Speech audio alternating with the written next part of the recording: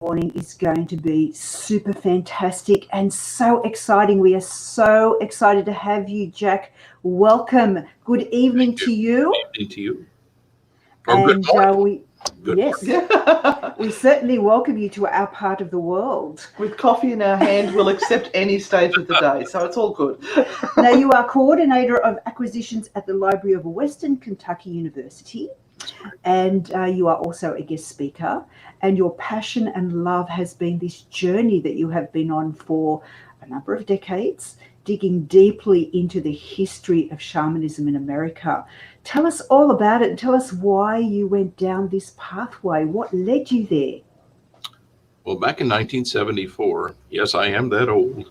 So it's okay. I was a student at the University of South Carolina, and I was fascinated by anthropology. I was not very smart, so I had a double major in psych and religious studies with a minor in anthropology. And in those anthropology courses, no, I wasn't smart at all.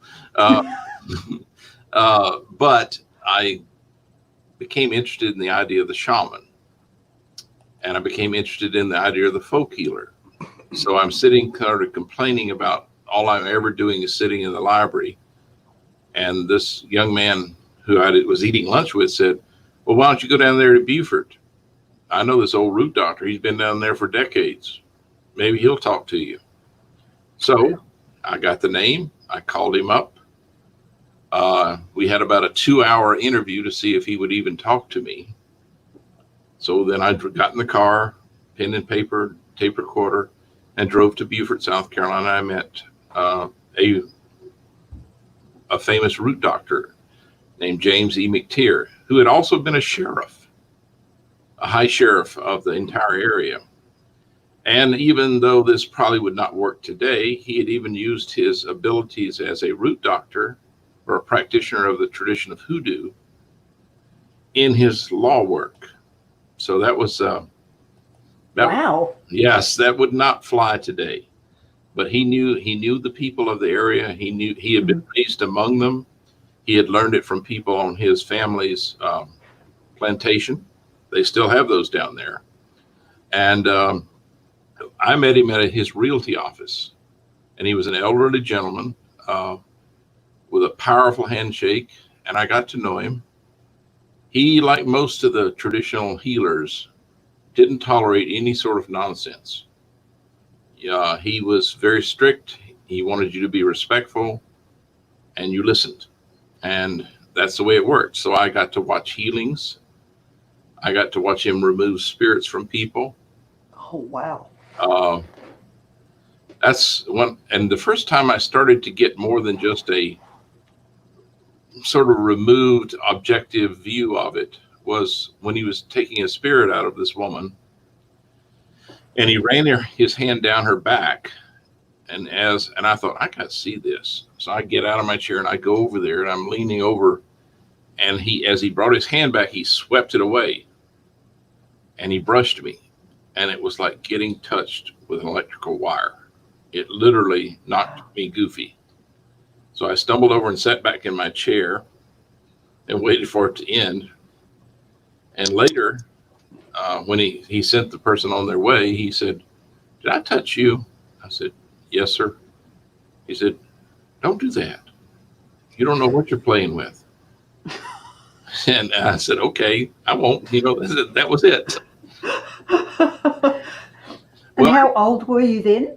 I was in my 20s. Yeah, early wow. 20s, yeah. And I came from a family that believed we had spirits. I was never taught to be afraid of ghosts, but we were good, solid, United Methodists, standard Protestant tradition. I did not know that we had all these other little practices that we picked up.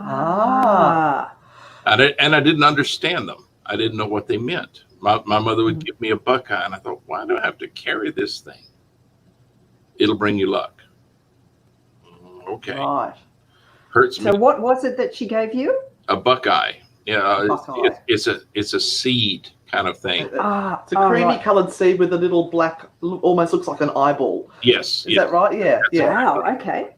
Wow. And okay. she would sweep to the door at night, and I said, "Why don't you sweep out the door?" She goes, "No."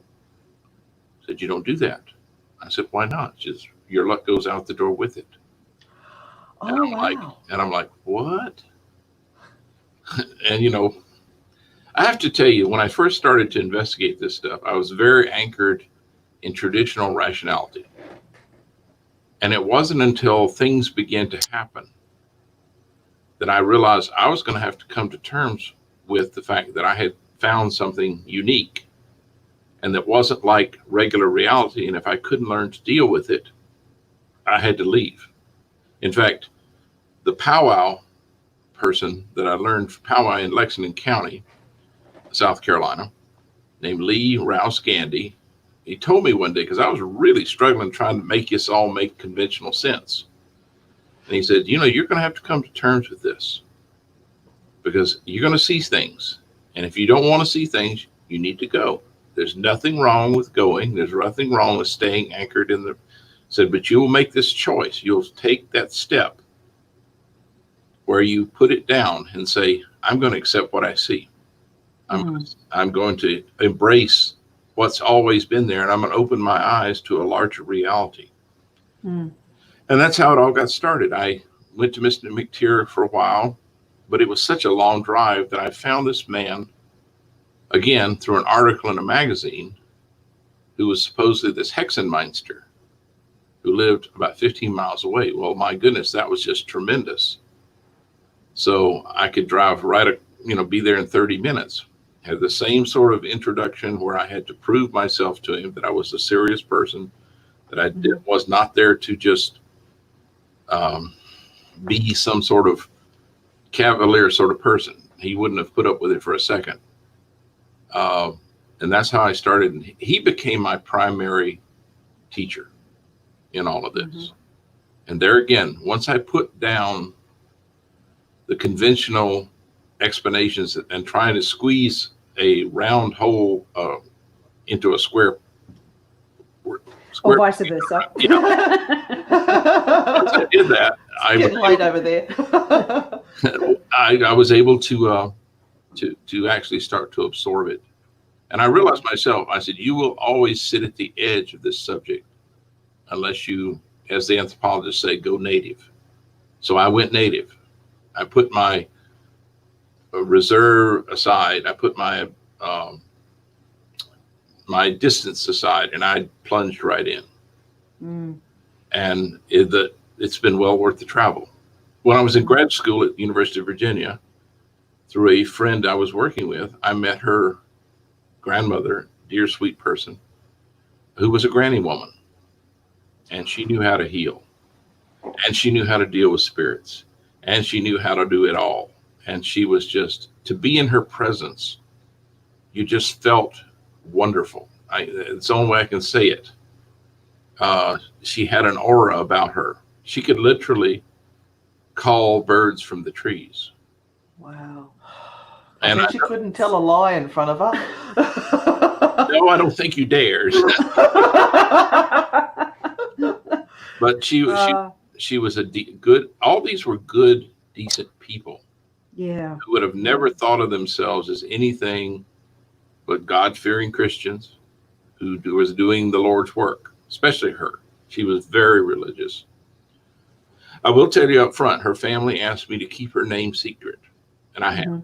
I've always kept her name. I gave her a pseudonym, and but I have transcripts in the American Shamans book. I have transcripts of interviews. It's been a wonderful journey. Of course, when this door opens for you spiritually, it comes. The spirits come. It all. So we are finding, yeah. The spirits and the right people. The right people. And I hate to tell you, some of the wrong people too. Yes. Yes, we've got a few of those. Did you know you're doing something right when those people start attacking you? Yeah. Absolutely. If they're stabbing you in the back, that means they're behind you. I like that. Oh, I like his sayings. Oh. Yeah. Now, tell me about powwow, because to me, like, we're having a powwow now, having a chin wag, a chat, but that's not what it is it? No, the actual term for it is brakrai. And in South Carolina, for instance, it's called using for sympathy. It's came over with the German settlers from Europe. We have some of the chants that go back as far as the 12th century, and they're pagan versions as well as Christianized versions. The whole tradition has some early roots, but it got thoroughly Christianized. There are pockets in American culture where it manifested really strongly, and that would be in Pennsylvania and along sort of a line down through the Carolinas. There were Western North Carolina, where my grandmother was from, my maternal grandmother, thick with powwow. Lots of practitioners down into the Dutch. Yeah. There are many debates on whether that word actually means Deutsch. But it was a German settlement. They were brought in by the planters from the Low Country, the English planters, as a barrier between the plantations of the Low Country and the wildness of the Up Country, where the Native Americans and a lot of indentured whites had escaped to, because nobody would follow you once you got to a certain point. It's a fascinating history of America, and this fits right in. And in the Fork, as we call it, the families are still there. It's been diluted, but in some ways by people moving into the Fork. But still, even now, the old families know about it. I heard of a wonderful lady named Irene Leapart who healed. I will say this about traditional healers in America. There were several different types. And the first was like your grandma. And you went to her for a burn on your hand. And she took your hand and blew across it and said something, muttered something. And all of a sudden the pain's gone. There were people who could stop blood. There were people who could do it for animals. Lee Gandy could do it for cattle being dehorned. They would call over the phone. And he'd say, "What's its name? When was it born?" And he'd start to mutter into the phone. And pretty soon you hear this voice at the other end of the phone going, "Thank you." Because cattle sometimes, when you cut their horns off, bleed. Yeah. And it gets pretty bad sometimes. So he could do that over the phone. He was really popular for that. There were powwows in the Dutch Fork. There were firewalkers. When a person's field was on fire, they'd send for this person and they'd walk the field. And where their foot stopped, where their foot hit the ground, the fire stopped. Now, so you can imagine these people. We need some of those here. We did. We needed them earlier this year. You probably could have used them, yeah. I could have used a lot. And mind you, if we'd listened to the traditional people of the land, we wouldn't have had anywhere near this trouble that we had. Yeah, absolutely.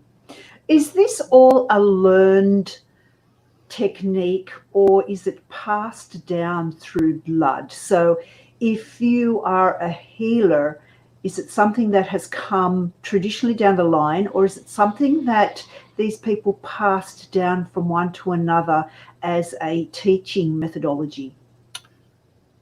I think it's a bit of both, to be honest with you. I think there are families that seem to carry some sort of a genetic code that predisposes them. Because the next type of healer works with spirits. That's a whole nother world. When you cross that bridge, you're opening up a large Pandora's box.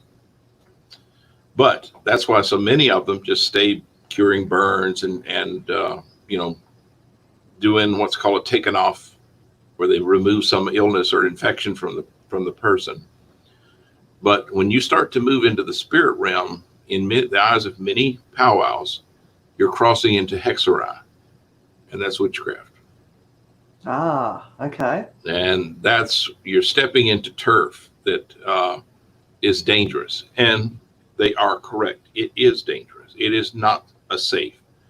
When you see these poor people on television running around some asylum or something like this, you know, with their cameras running, I always kind of think, gee, I hope they don't find anything, because if it finds them, they're completely ill-equipped to handle what comes.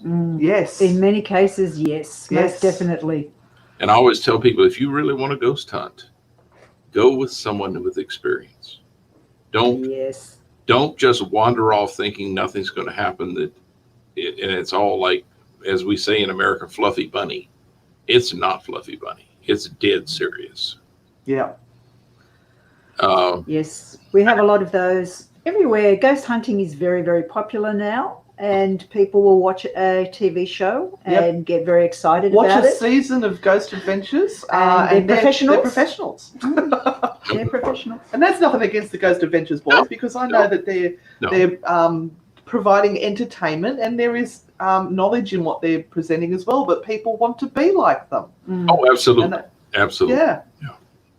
And you were a ghost hunter yourself, weren't you? Well, we did it before it was called ghost hunting even. We just sort of went looking for spirits, and we would find them. I mean, there are people that seemed, you get back to your initial question, that seem to be predisposed to it from birth. There are other people that learn a certain expertise with it. There are certain characteristics in children that you can, usually it'll manifest in childhood. If a child has the natural inclination towards this, they will have the quote imaginary friends. They will speak to grandma, even though grandmother is no longer in physical form. And relay things. Those are people with that natural inclination. And how they're handled is really can mark their lives for good or bad. There's an American named Chip Coffey. Yes. I know Chip. Who does wonderful work in helping young people come to terms with the ability to communicate and to see spirits. And he's very gentle about it. You may have seen one of his programs, but I respect very much what he's doing, because it's so hard to be a child anyway, or especially an adolescent. Because sometimes this doesn't manifest until adolescence. And it's hard enough to be that without having, you know, grandma wandering around the bedroom at night. I have to tell you a funny story. And please. I was in Tennessee giving a talk about ghosts. And I started to, because ghosts are around, they're all around us. They're just there. Most of them don't care whether we're there or not. You know, they're off on their own trip. But I said, you know, they're all around us. And I said, look down, there's this about 18-year-old young man sitting there, and he had this look like, and the worst part of me came out, and I said, that's right. Grandmother knows exactly what you're doing on Friday night. The crowd burst into laughter, and this poor kid turned 9 shades of red. I'm sorry, son. Grandma don't care about this stuff. We actually have a question here. Do you have any negative experience with spirits that made you decide to stay away from that? Oh Lord, yes. Oh, tell us. I almost walked out on the whole thing when I was with Lee. Unbeknownst to me, I'd been with him for about a year.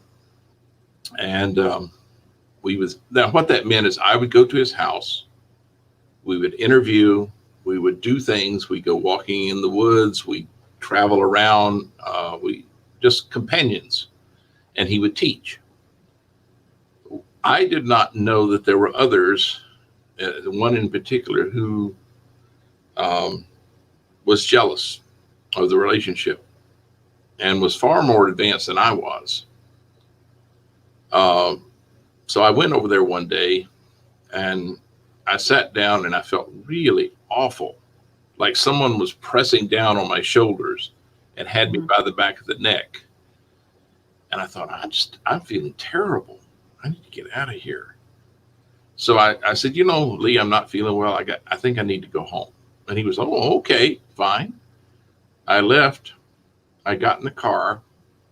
I started the car. And I got about to the edge of the driveway and something took hold of the steering wheel. Wow. And I had no control. And I saw the accelerator depress and off we went. And I'm like, oh dear God, what is happening? You know? So we got down and I'm like, you know, I'm about this point, I'm going, Lord Jesus, please save me. Don't, you know, help me, please. And we crossed the stream and boom, the car just stopped. Well, I'm shaking by that point. I'm like, so I drive to the nearest car repair place, and I had them check the car out, and they looked at me like I was crazy because they couldn't find a thing wrong with it. So I crept home, you know, not going over 30 miles an hour. And I thought, if this is what's going to happen here, I'm not going back. I've had enough. And I thought, well, you should write him and tell him because he's put a lot of time and energy into you. And he responded. I did that, and he responded. He said, you know, I didn't know about this guy. He called right after you left and told me what he'd done to you. And he said, this man has problems with both drugs and alcohol. Mm-hmm. And initially, he can do things. He worked with a root doctor, which is a hoodoo practitioner, and he can project really well. This is when I remember the word project, because that's important. He said, I can tell you how to protect yourself from him. It's time we talked about that. So he gave me a whole series of things to do to protect myself. And those around me, because he did try again. He tried several times, but he never succeeded beyond that point. And eventually the drugs and alcohol took their toll, and that was it. You cannot be drug addicted. You cannot be an alcoholic into magic. It just will not work beyond that initial phase. You'll destroy yourself, which is what happened. Yeah. Have you found that the most destructive entities that you come across are actually living rather than those in spirit? Like the example that you've just given, for example. Sometimes people bring them on themselves. I was in my more foolish days, I got myself involved in a seance one night, and nobody there knew what they were really doing. And it turned real ugly. And I have not been in one since, because you don't know who you're sitting at the table with most of the time. You don't know what hidden things are in their psyche that come roaring out. I was actually called one time, and I cannot reveal where this was, but it was a small church college. And you could tell when the phone rang and says, they say you know about this stuff.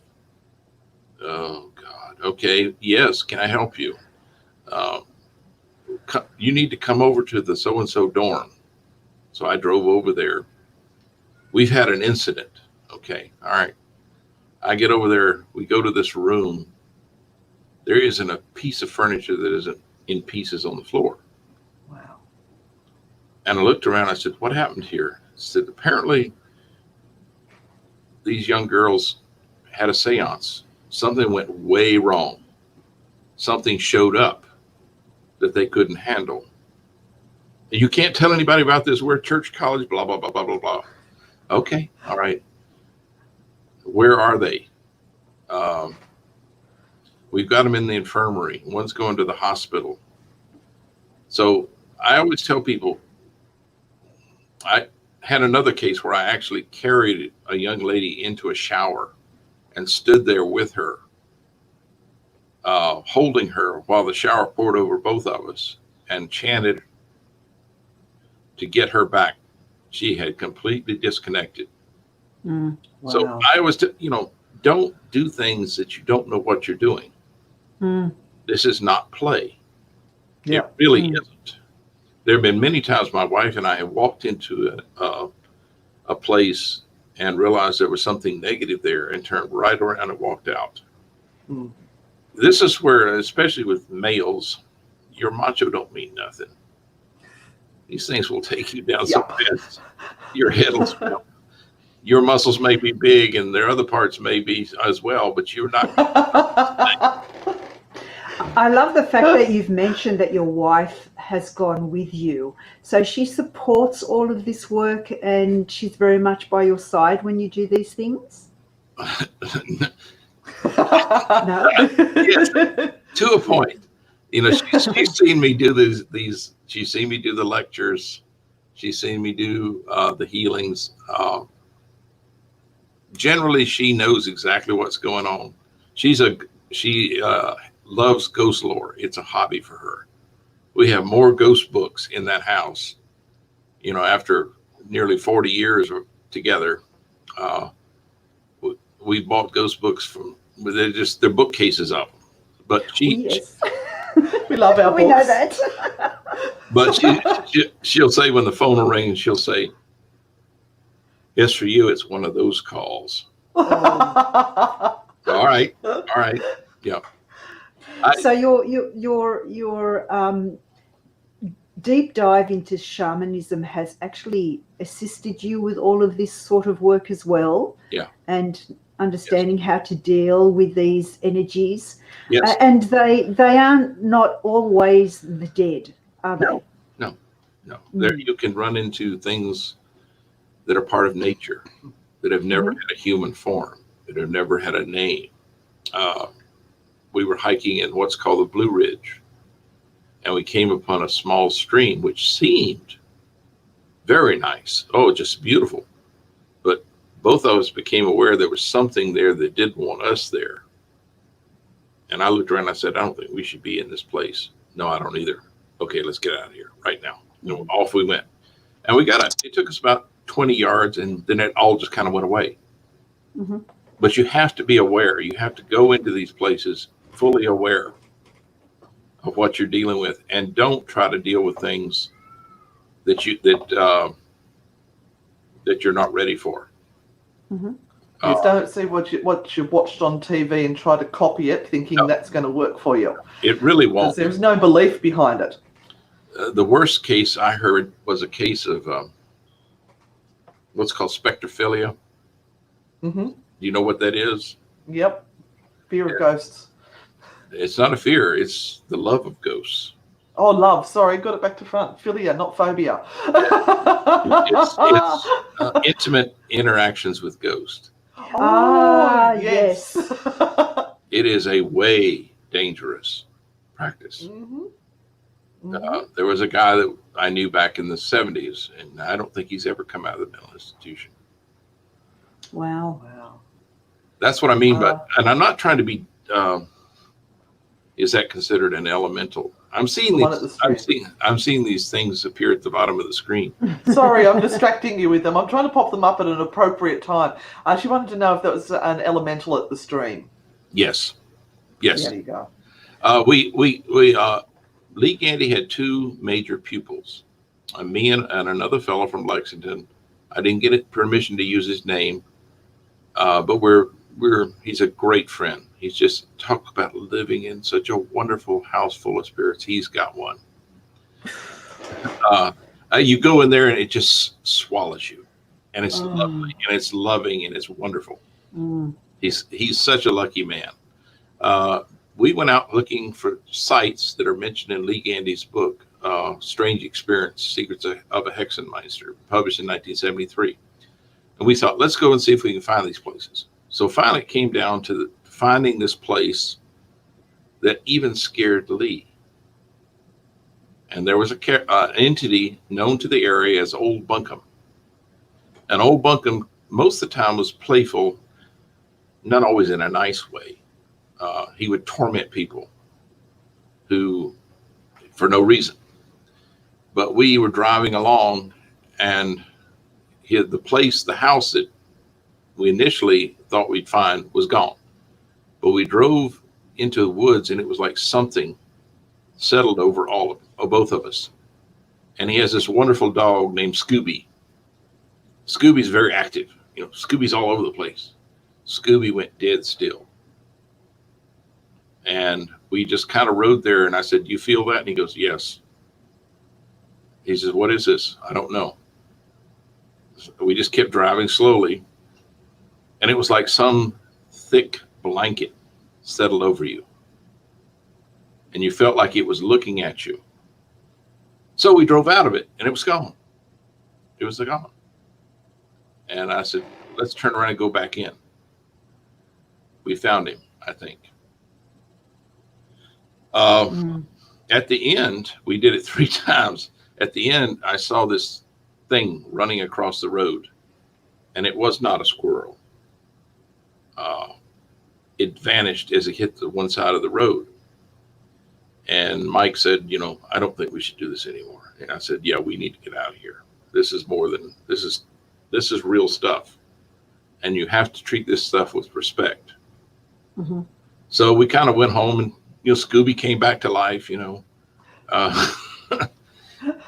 So was there a legend about old Buncombe in that area? Oh yeah. Uh-huh. Yeah.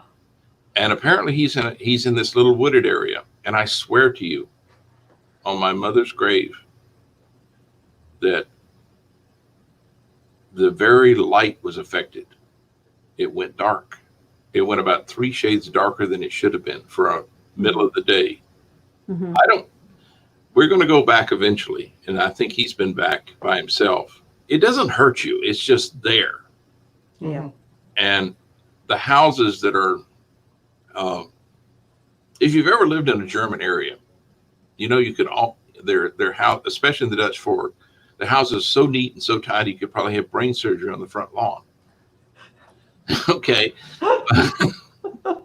But the houses there all look like they're covered in a dark mist or a dark shadow while you're in that little stretch of woods. So I have no idea. I certainly am going to go back there in a very respectful way, but I don't want to incur that kind of wrath. If it's big enough to affect us in that way, then you've got to be careful. Yeah, that's what an elemental is. You'll feel elementals. My first encounter was one following Lee and I walking through the woods, and I heard it, and he recognized it. "You can hear that, can't you?" And I said, "Yeah." "What is it?" He said, "What do you think it is?" I said, "Well, I don't know."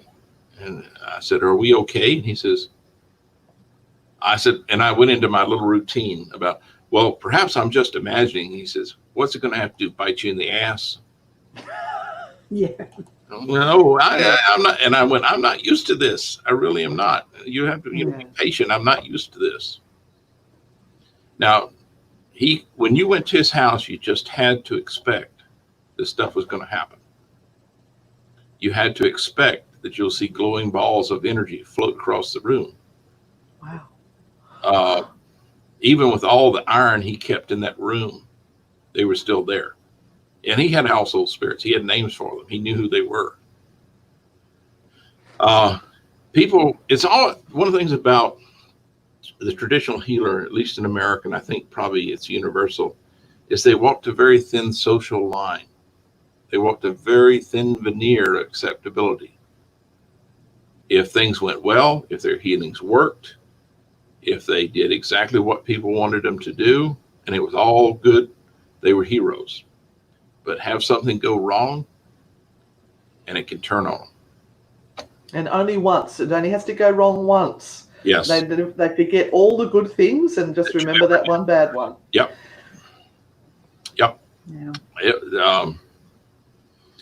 And people even today are like that. Yeah. I gave a talk at a church that should have been open to this. And Yes. about 2 weeks later, we had a big rain type storm, but about 2 weeks later, one of the parishioners came up to me and said, "This is that guy. He's the one who caused our church to flood." And I'm like, "What?" I said, are you joking? And I looked and there was no joking. So people instantly went to that blame structure. And I think anybody who gets involved with this, there's a price for it. And you have to be willing to pay. Yeah. Anybody, I was talking with my wife this evening, her name's Leslie. I was talking with Leslie and I said, anybody who has a spiritual focus, anybody who has a part of themselves that is a little different, we're still that tribal mentality. We're still frightened of the person who can do something that others can't, or has an awareness that others don't seem to have. And we tend to run and blame them if something goes awry. Fortunately, that doesn't happen much. I'm very careful about the clients I take. Yeah. I won't always say yes to helping. I had a call from one of the faculty at WKU, and he says, there's a family from my church who's got some sort of a problem, and they say you know about these things. Okay. You're calling me at work. I don't like to mix the two. But it turned out their son had gone to Africa on a heritage quest, and he brought back a tribal mask. Now, most of that stuff is junk. It's made for the tourists. He apparently got one that wasn't. Yay! Okay. And his mother touched it one morning trying to dust it. They should have known, because the children ran from it immediately and the dog shrank away from it. Oh. That should have told them right up front, there's something wrong with this thing. Wow. But when she touched her, it kind of zapped her. Wow. So these were very devoutly religious Christian people, but they were just at their wits' end. The mother was seeing all sorts of imagery appear, and she was the nicest person you could imagine. So I told them initially what to do, how to secure the house. And I thought, well, that's it. That went on for about 3 weeks of silence, and then it's, please come help us. So I went over there during lunch hour, and I took my divining rods, copper divining rods. I thought people like to see something. They want to see presence. So if there's something there, these things will react to it. And as I was kind of moving around the house, I reached this spot on the wall and they spun like a helicopter. And I grabbed them. I thought, don't magnify their fears. I said, what was here? Well, that's where that mask was hanging. Oh, Okay. wow. All right. Where is the mask now? Well, that's a strange thing. We took it to a local thrift shop, and this white man came up behind us and bought it. Really? What were the chances of that? He said he'd give them whatever they wanted for it. Okay. What were the chances of that? Anyway, so we went back and went through the house. We got to a back closet, opened the closet. The things did it again. I stopped them and I said, we'll come back to that. So then I got to the cleansing part. After we did the prayers and the anointing. And when I'm working with Christian folk, I use Christian rituals. I use in the name of the Father, and of the Son, and of the Holy Spirit. That's just, you meet people on their terms. I blessed with holy water the spot on the wall. So I get back to the closet. I'm about to raise back and do it. And there were children in the house. And one of them was standing there. They shouldn't have been there in the first place, but neither here nor there. And she goes, what if it's grandma? And I looked around at the lady of the house and she goes, do it. Wow.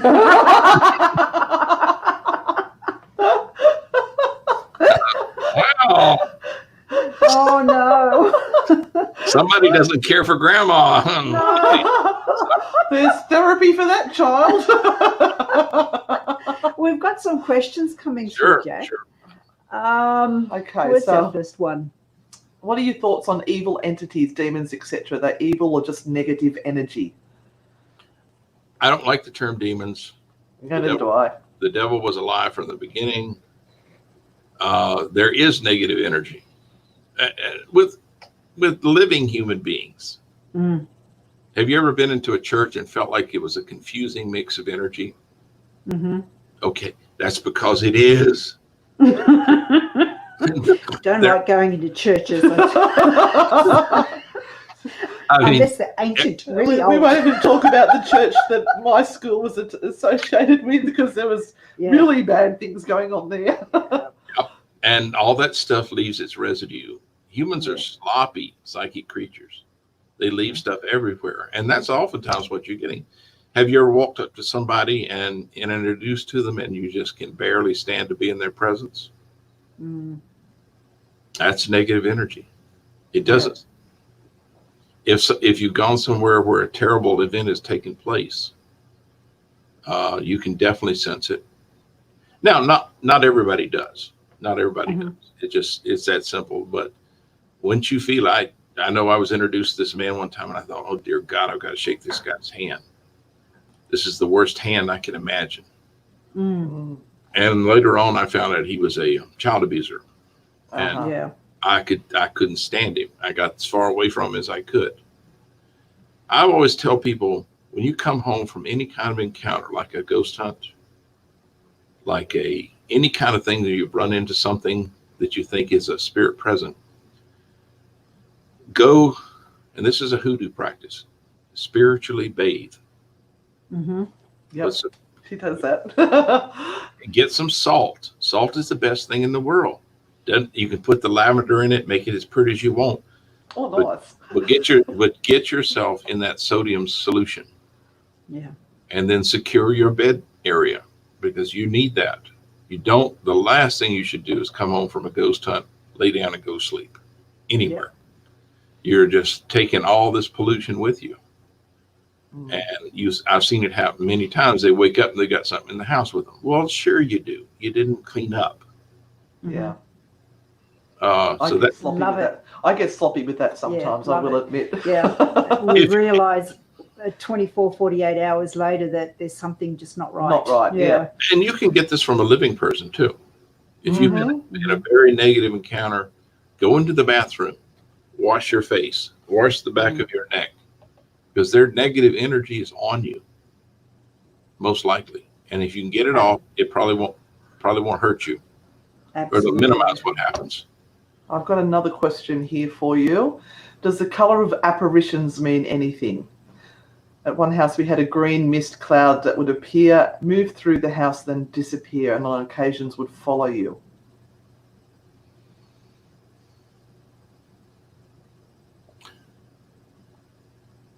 It's all energy.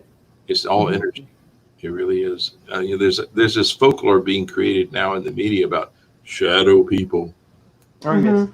Shadow people are spirits. They're all spirits. We are spirits that are embodied. Mm-hmm. But the color I've not seen really make a difference. I honestly haven't. The ghosts I've seen, and I've seen animal ghosts, they're just in another dimension. That's really what's going on. It's it's multidimensional.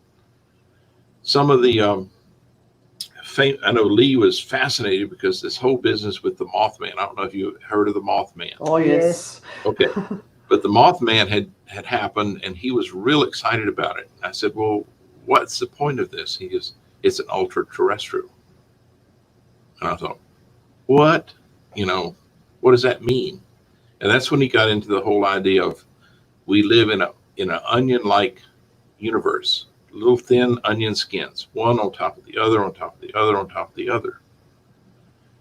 And these things they're all around us. Most of the time, they're just going about their business. They have a full existence there, but they can sometimes see us and sometimes interact with us if we're connected. Sometimes if we're not. I love the way some of the people interpret. Like if there's a legend in the house and they run up on an entity, then it has to be that person they were talking about. No. The only thing you can legitimately say is, I ran into an entity. until it tells you who it is. Mm-hmm. And you can trust what it says. Mm. That's another big part. Yeah, Then you can't assume. you can't assume they're telling the truth. Yeah. As Lee would say, they'll feed you a line of bull just like a living person. Yeah. So the actual color that that Kevin was seeing is that any meaning? Is like a color if it was green or blue or red, or is it just happened to be the light refraction coming through at the time that? It's probably is a light refraction. It's just pure energy. If you can see a full manifestation where it looks just like another embodied person, that's a little different because it looks just like you and I. Mm. And sometimes it's just somebody there. Yeah. I saw a woman one time in 19th century garb, and without thinking, I said, "I'm sorry, I don't have time to talk to you." And of course, she was gone. And I thought to myself, well, that was damn rude.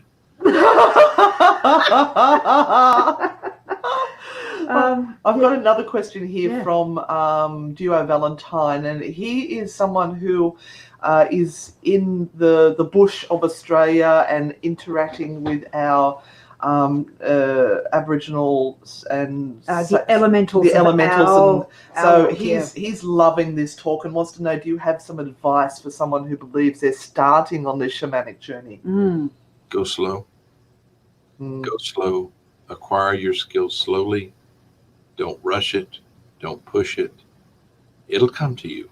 It really will. It'll come to you, but you can't force it.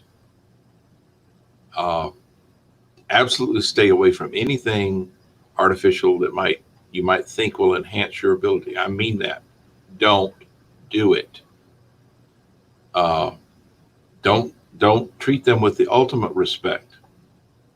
And if one of the nicest things you can do, and this costs you nothing, is a practice of meditation, a practice of stilling and centering your thoughts.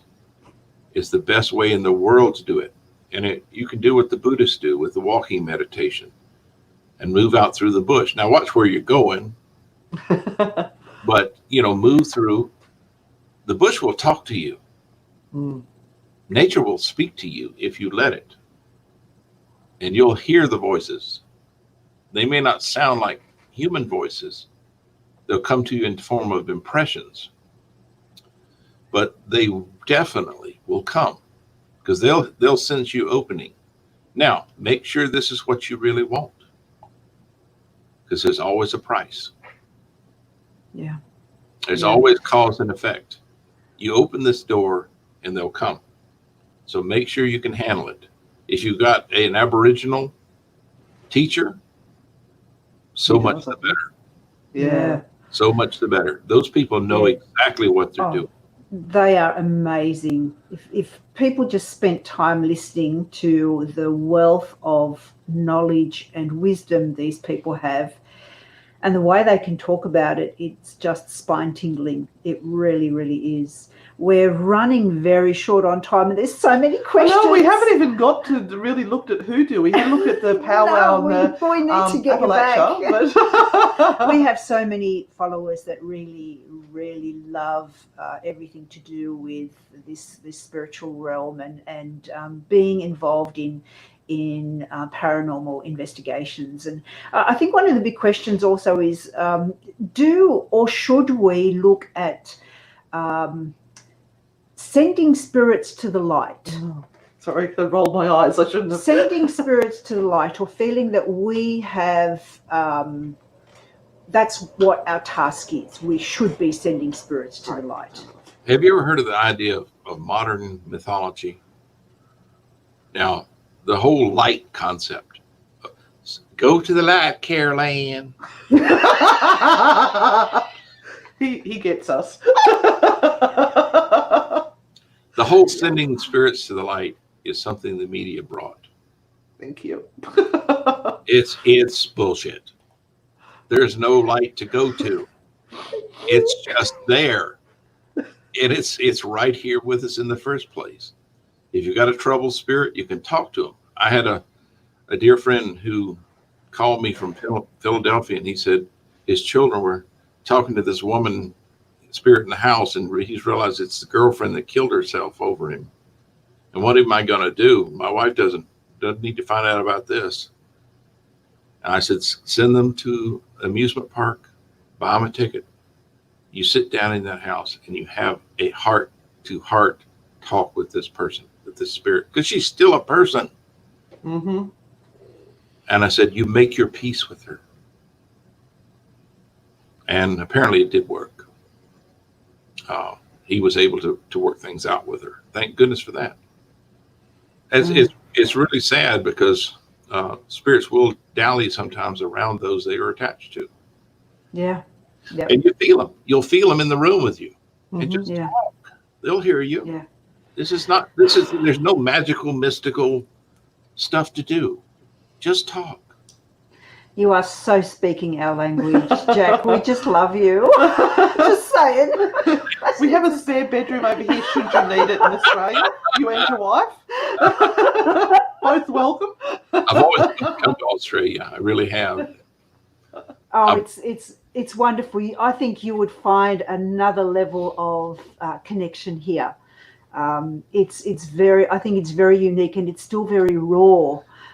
So it would be an amazing experience for you. Yeah. Find the time when all of this is over. Find the time to come. When all this is over. That's right. But we would love to get you back at some point in time later on this year. It's been fascinating, Jack. It's really been such a pleasure and a joy. And I know that it's really early here in Australia, so a lot of people are saying we will watch this later, which they definitely will. Now, can people still buy your book? Yeah. I've got the last copies. The publisher went out of business. I've got about 40 or 50 copies of the 2000 that were printed. Mm-hmm. And how do people contact you to be able to buy that? I'm on the internet and Facebook. Of course, you can find me through work, and that's fine. I'll answer the emails. Jack.Montgomery at wku.edu. Okay. I'll do my best to answer. I work 2 jobs, so sometimes I delay in answering, and it isn't because I don't want to answer you. It's just simply I'm off from one job to another, and it's just that way. Yeah. Well, we certainly want to know more about Powwow and who Here's you something and I all could of that offer sort of you. stuff. If you'd like, I've got. I think you can you take a PowerPoint onto the? Yes. Okay. I've got 3 really good PowerPoints, 3 1-hour presentations on each of the traditions. You think of what I'm thinking? And I can just present them, and they're very image heavy, but I think it's really important to see the kinds of objects that we're talking about, to see the kinds of people we're talking about. I want you to know what their faces look like. And that would be amazing. Because all I can do at this point is kind of zoom across the surface, and then we can get into a little more depth with it, if that's okay with you. You have whet our appetite, let's just say. It's amazing. Oh, this has just been absolutely amazing. Look, we'll be in contact with you about that, and we will organise something with that, because that is something that we will definitely take up. Absolutely. And we'll grab some copies of your book as well, so that we can distribute them here and pass them on to anyone who wants to purchase a copy, most definitely. Susie's interested. So we're getting a few people saying, yes, very interested. Yeah. Oh, look, it's been such a joy. Thank you so much for your time. We so appreciate it. This is just the language and the knowledge that needs to be passed on right now. So thank you so much. Can't stop saying how amazing it is. Anyway, look, thank you so much. We're going to let you go. If you just want to stay online just for a little bit, we will just wrap up the end of the show. But for now, we thank everyone who's been on and watching and who have shared the feed. Keep sharing this around so people can learn, because it's been fascinating today. And we'll be in touch soon. So thank you, Jack. Just hang there. And all our beautiful people on Spirit Talk Australia, if you could please share this feed around. People need knowledge. Knowledge is power. They need to learn rather than just what Hollywood presents, what popular TV presents. This is a man who has real knowledge and experience. So we will organise those courses with Jack, and we will be in touch with you all. But thank you so much for watching, and we will see you next time. Bye.